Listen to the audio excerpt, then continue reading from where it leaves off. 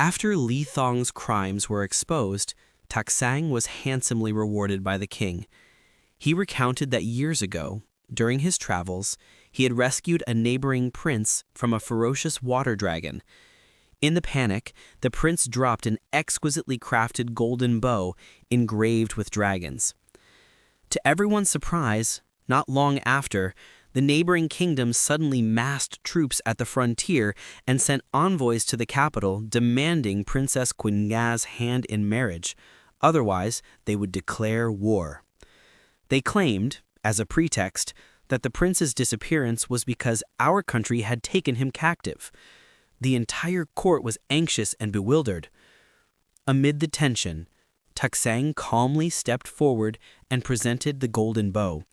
He recounted the entire rescue. The envoy, upon seeing the royal seal on the bow, was astonished and hurriedly bowed to apologize. The misunderstanding was resolved, and hostilities temporarily subsided.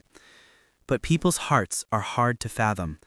A hawkish faction at court, unwilling to make peace, plotted to frame Thach Sanh for treason.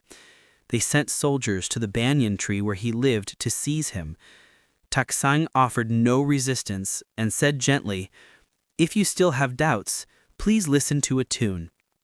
Then he played clear, pure notes. The music echoed, making the wicked restless at heart, while the upright were moved to tears. Their scheme was thereby exposed. Just then, urgent news arrived from the frontier. An enemy force from another kingdom had launched a surprise invasion. The court panicked once again and hastily begged Thach Sanh to lead the army to quell the threat, but he wished to avoid bloodshed. He had a small pot of rice set in the middle of the camp and ladled out rice to invite the enemy soldiers to eat. The small pot of rice never ran out, no matter how much was served. Thach Sanh told the invaders, "Hunger breeds anger. Once your stomachs are full, you'll be able to think clearly." After the warm, satisfying meal, the enemy troops were moved by his benevolence, voluntarily withdrew, and asked for peace. Meanwhile, Li Thong and his mother were skulking in the deep forest. Hearing that Thach Sanh had once again achieved great merit and won the people's love, his hatred only grew. They planned to flee to another country, but along the way a violent storm erupted. A terrifying bolt of lightning struck, turning them both into dung beetles.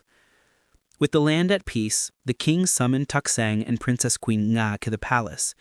The king said, "You have quelled war with benevolence and dispelled peril with honesty. I wish to marry the princess to you and entrust his realm to your care." Thach Sanh bowed in gratitude, then raised his head and said, "I do not dare hope for a lofty throne. I only ask your majesty to allow me to care for the people so they may always be well fed and the nation remain at peace." Their wedding took place amid the blessings of the entire populace. The magic rice pot was kept in the palace to aid the poor whenever famine struck. Tải ngay N2D, từ điển Anh Việt và luyện tiếng Anh cùng Bình mỗi ngày. See you later!